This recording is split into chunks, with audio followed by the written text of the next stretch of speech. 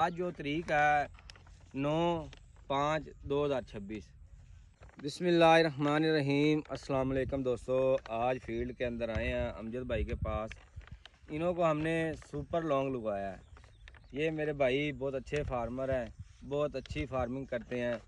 तो इन्हों को आज हमने सुपर लॉन्ग लगवाया क्योंकि पिछले साल इसके बहुत अच्छे रिज़ल्ट आए थे।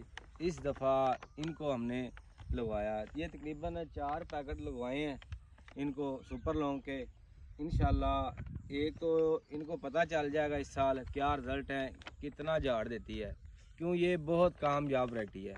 तो इंशाल्लाह अगले साल ये ज़्यादा लगाएंगे। इस साल कम इसलिए लगवाई है इसको मुतमिन करने के लिए कि इनको पता चल जाए वाकई ये कोई रीगा ने कोई सीड दिया है। ये तीसरे साल के अंदर है, 2 साल इसके पीछे बहुत रिज़ल्ट आए हैं। ये अब जो है ना तीसरे साल के अंदर लगाए हैं। ये फील्ड के अंदर आए हैं। ये जो है ना इसकी पनीरी काश करवा दी है।